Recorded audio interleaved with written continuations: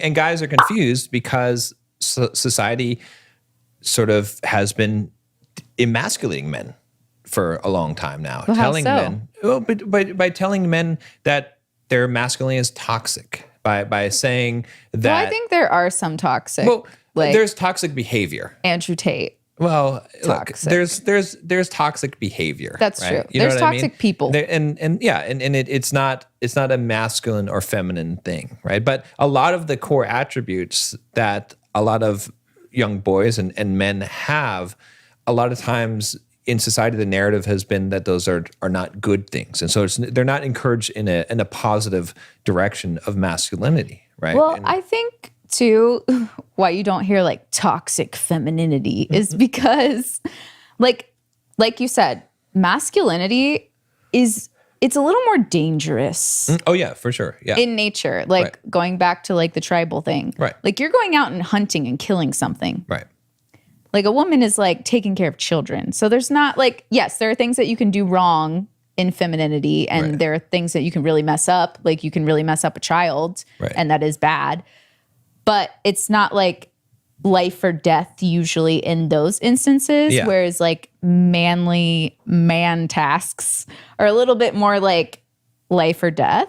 And so it's a little bit more dangerous for a man to be like, I guess, toxic masculinity. And I only say that, like, I say that in the sense of kind of like what I mentioned before, where it's like just some guy who's like, you need to do this and like, don't ask questions and just do it. Like, it's more from like a misunderstanding of even what masculinity is. Exactly. And then people call it toxic. Exactly. Yeah. And it comes down to, you know, I would say it's doing things in the right way. It's not, you know, men, yes, masculinity, can it be aggressive and dangerous? Yes. Yeah, sure. It can be. But that doesn't mean that it's bad or wrong. And sometimes that aggressiveness and dangerousness is necessary, right? And I think what in certain circumstances, but I think some people too get that mixed up too. Like when is an actual like you need to be aggressive and assertive moment, and when it's not. Right, exactly. And I think that there's also this thing that happened, or that's been happening recently, where I won't name names, but there's some women who are professing femininity, right? And they're attacking women, which is a very masculine thing to do, right? In order to do that. And so they turn a lot of women off to femininity because they will say something that they will say, oh, well, you know, if you're a wife, you need to be doing this. And this is why it sucks to be a man today. They will sort of have the narrative that some of these angry men have, which those angry men, they eat that up.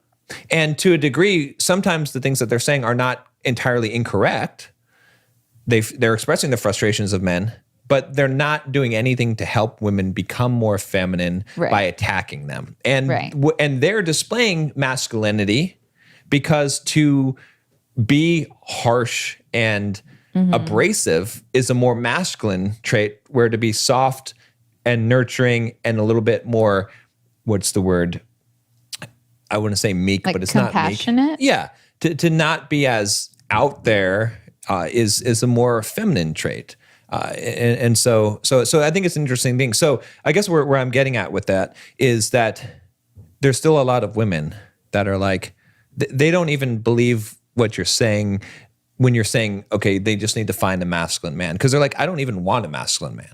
They're like, I don't need one. I don't believe in masculinity. But that's and femininity. why I'm trying to explain. So what is I guess we've talked about that, but like from your perspective, being a woman that was more in her masculine, that probably thought, oh, I want equal partner, not a masculine man. I don't need that.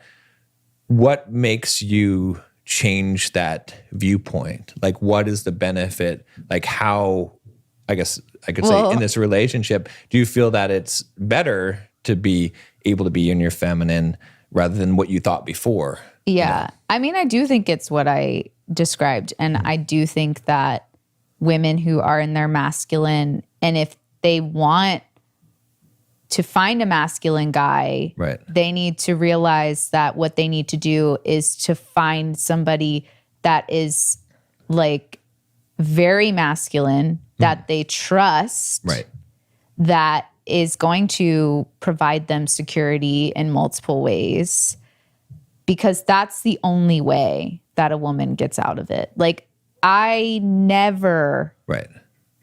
was really any different until you came along. So and you didn't force me. Right.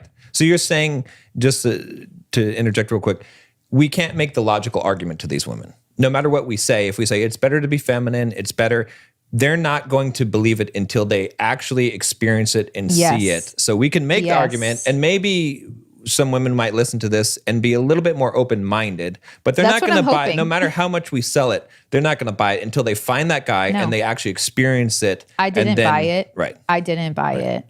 Yeah. I thought it was just being submissive. I thought it was just listening to what a guy said until you came along and you were masculine, but also listened to me and valued the intelligence that I had. You valued the feminine aspects of me that I had to, kind of put on the back burner because I was trying to survive, right? Which is a more masculine thing like we've talked about.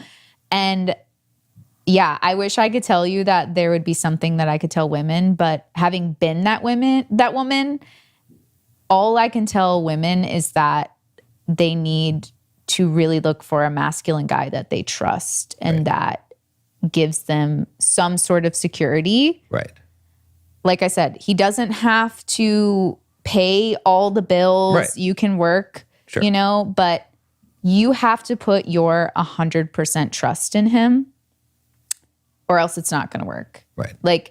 And you need to get to that point. I can't really describe how I knew when I met you that I had that instantly, because trust is something that you don't want to just give 100% to somebody that you're on a first date with. Sure. But exactly.